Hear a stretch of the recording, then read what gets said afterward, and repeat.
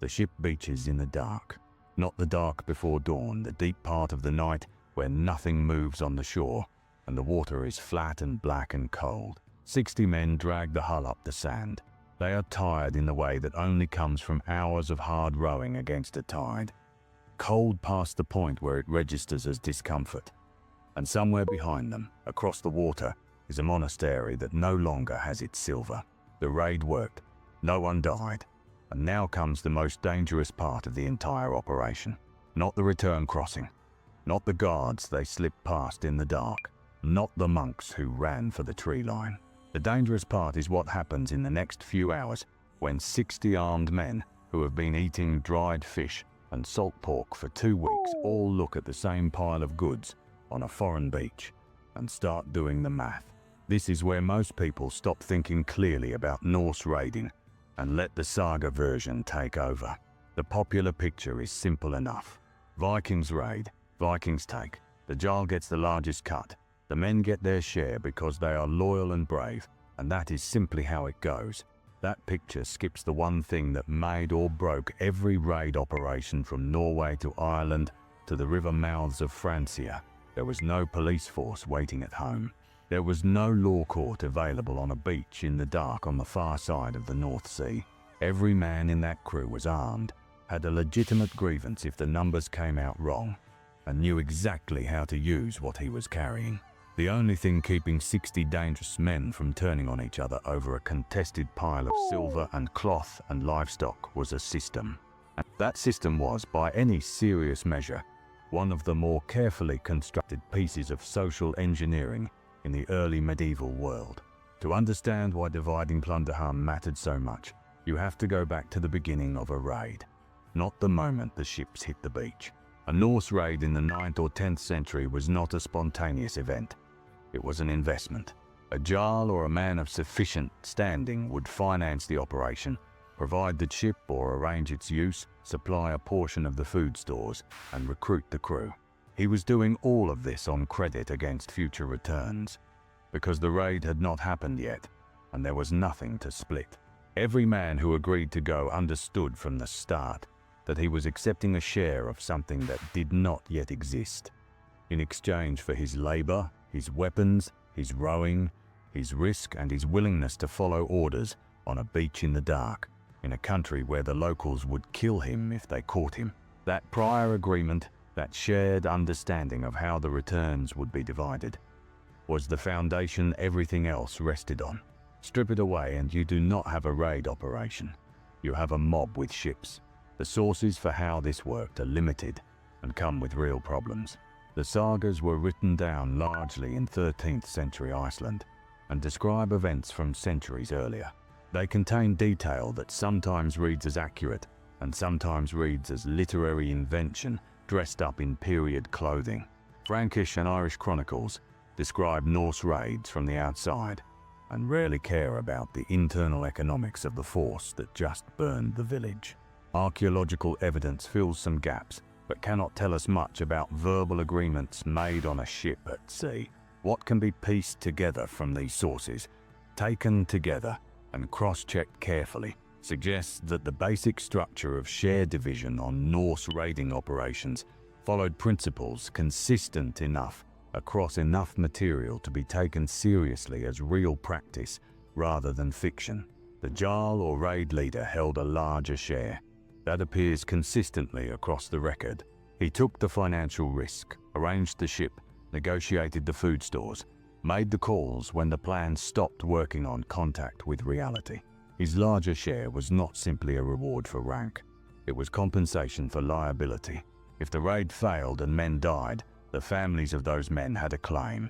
The man who organized the operation was the one with land, a hall, a name, a network of kin and allies.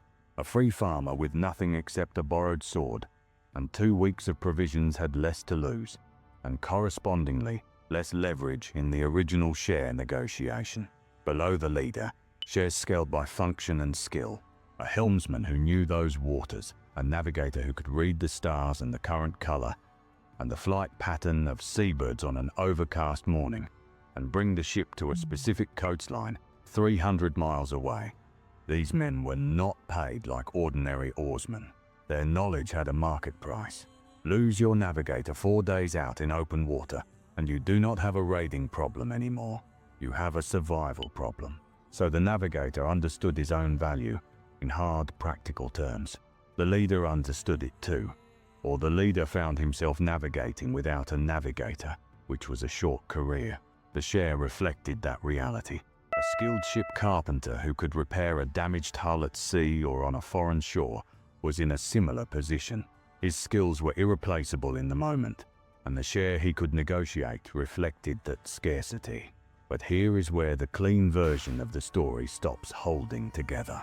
The idea of a fixed share structure handed down by tradition and enforced by the Jarl's authority sounds workable on paper until you put 60 hungry men on a beach in the dark with something to argue about. The man who took the biggest personal risk during the actual raid itself, the one who went through the door first and took a blow and came out with silver in his hands, that man was not always the helmsman and not always the navigator. He was often a younger man, a man without high standing, a man whose agreed share was modest because he had no leverage at the negotiation stage 3 months earlier in Norway, and now he is standing next to the pile on the beach, and he knows what he did on that raid, and the men around him know what he did, and the agreed terms from Norway feel different than they did in a warm hall with no silver yet in sight. This tension was real.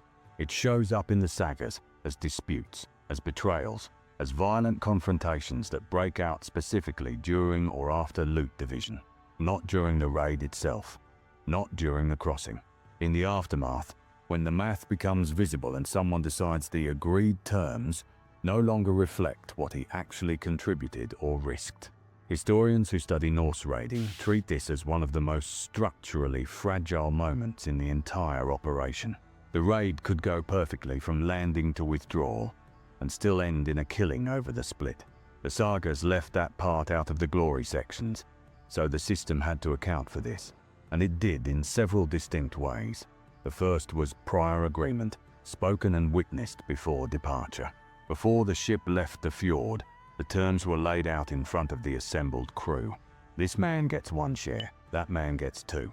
The leader gets 4 or 5, depending on the negotiation and his standing, and what he had put into the operation.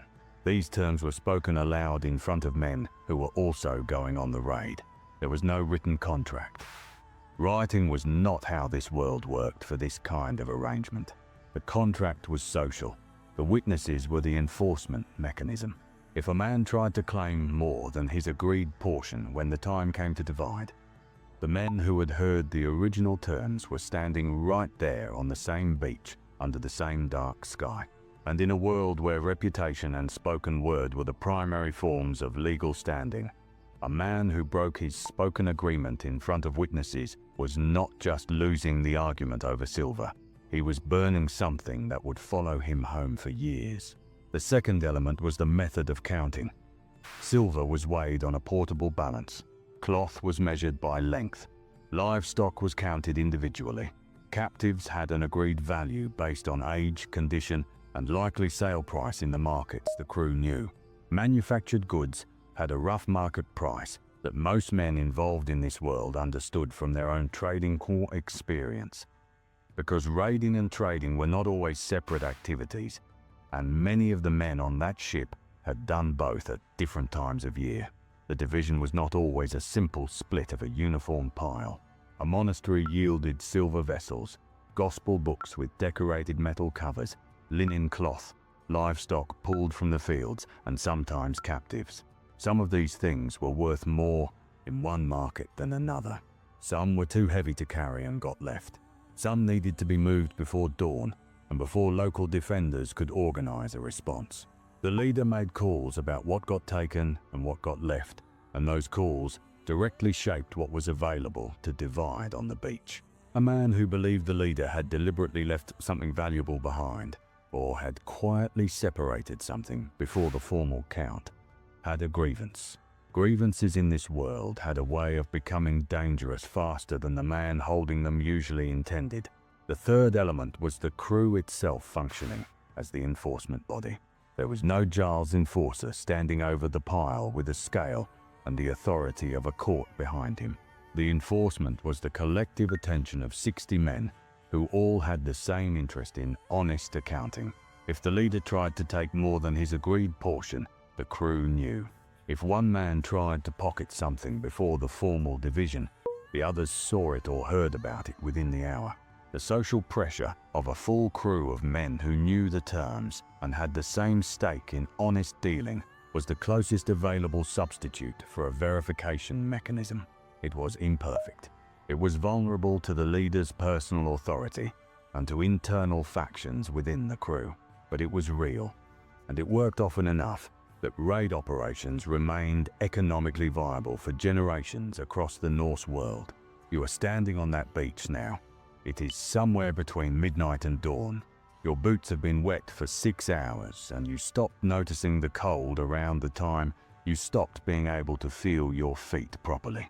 You have been rowing since before the stars came out. The goods are piled on the sand, and someone is lighting a torch so the counting can start. The man to your left is your first cousin. The man to your right you met 4 months ago when you signed on to this operation in a harbour you had never visited before. You know what was agreed back in Norway. You remember the words and the men who heard them. You are running the numbers in your head, and you think you are going to come out of this with enough silver to buy a small strip of land near your father's farm, which is the reason you agreed to come. The question is whether the man doing the counting has the same recollection of the terms that you have. This was a real cognitive and social situation for real people, not a saga backdrop, and the evidence suggests outcomes varied considerably. Some operations divided smoothly and the crew dispersed home with their shares and no further dispute. Others produced grievances that were carried home and taken to a thing assembly, the Norse law court, where the original witnesses were called to say what the terms had been and whether the division on the beach had matched them. And some produced immediate violence that ended the operation for everyone, because a dead leader or a crew splitting along faction lines on a foreign beach is a problem without any good resolution. The thing was the backstop. It was not always accessible and not always reliable. A dispute arising from a raid on the Irish coast could not easily be brought before a Norwegian thing, and even when it could, the resolution might take years and 2 separate journeys. But the thing's existence changed the calculation for men thinking about whether to resolve a dispute by force. A man who took his grievance to a law court, assuming he had credible witnesses and a plausible case, stood a real chance of recovering his legitimate share, plus compensation for the breach. A man who resolved it by killing the leader had created a new and larger problem. The leader's kin would want compensation for the killing. The crew members who had not wanted violence were now witnesses to it and could be called to testify against him. The man who had done the killing was legally exposed in a world where that exposure could follow him across Scandinavia, through the trading ports, into the thing assemblies of his home district, and into every social and economic relationship he tried to build afterward. This is where the internal law of a raid operation and the wider Norse legal system were the same thing. The man standing on that beach with a grievance and a weapon was not doing simple arithmetic about silver. He was doing a longer calculation that included his reputation at home, his legal standing, the strength of the dead man's kinship network if it came to that, the quality of his own witnesses, and the realistic question of whether a thing assembly would find his version of the dispute credible. The silver was right in front of him and immediately tangible. The consequences were months away and uncertain. The system worked, when it worked, because the distant and uncertain costs were real enough to weigh seriously against the immediate temptation. The breakdown came when those distant costs stopped being real. When a man was already an outlaw, he had nothing left to lose to the law, and the calculation changed entirely. When the crew was operating so far from any relevant thing that legal consequences felt abstract to the point of irrelevance, the social contract holding the operation together thinned out fast. When the leader was weak, when he had clearly taken more than his agreed share, when he had made decisions during the raid that cost men unnecessarily, The crew's loyalty dissolved, and the justification for a violent challenge became easier to build and easier to find listeners for. The record contains examples of crews that fractured, leaders deposed or killed, and operations that ended in internal violence rather than a return voyage. The Egil's Saga, a 13th century Icelandic text describing events of the 10th century, contains extended scenes where loot division becomes the central conflict rather than any external enemy. Historians are careful with the sagas and do not read them as legal transcripts. But the frequency with which this specific tension, the dispute over shares after a successful raid, appears consistently across multiple saga texts and is described with enough practical detail to suggest genuine familiarity with the mechanics of it, combined with what the historical record shows about Norse lore and the thing system's actual function, points toward a pattern that reflects lived experience. The sagas were not invented from nothing. They were shaped by the concerns and conflicts of real communities. There is also the question of what happened over time to a leader whose crew felt systematically shorted. In a world without formal employment law, without written contracts, and without a court capable of compelling a powerful jarl to return an unfair portion, the crew's main recourse was reputation. A man who organized a raid and cheated his people out of their agreed shares found it difficult to recruit competent men for the next operation. Word moved through this world faster than is sometimes assumed.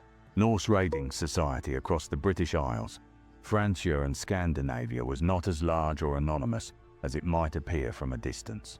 Men knew each other or knew of each other across considerable distances through trading relationships, kin networks, thing connections, and the shared circuit of seasonal raiding. A jarl with a documented reputation for dishonest division was a jarl whose crews shrank and weakened season by season. Smaller crews meant less ambitious operations. Less ambitious operations meant smaller returns. Smaller returns meant fewer gifts to distribute. Fewer gifts meant less loyalty from the men who remained. That cycle was not a disaster that happened to a man overnight. It was a slow structural collapse that played out over years, and the end of it was the end of any serious political or military standing. The leaders who understood this dynamic ran their operations differently. They paid generously when the raid had produced enough to allow it. They distributed goods publicly, at feasts, in front of audiences, in ways that made the transaction visible to watching men and demonstrated that the leader valued loyalty enough to translate it into tangible goods. This was not charity, and it was not theatre performed for its own sake. It was economics operating on a longer cycle than the beach accounting. A leader who maintained a real reputation for honest dealing could recruit more capable men. More capable men meant better executed operations. Better operations meant larger returns to distribute. Larger returns reinforced the reputation.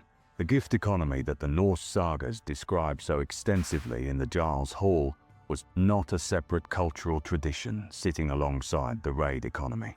It was the same economy running on a different schedule. The silver that a jarl distributed at a winter feast was often silver from a raid 2 seasons earlier that had been held back as a reserve. The men receiving it at the feast were sometimes the same men who had stood on the beach arguing about the count. The feast was the closing of an account that the beach had opened. Any jarl who understood that connection managed his operations with that understanding built in. Any jarl who did not understand it eventually found himself holding a feast with no one worth inviting.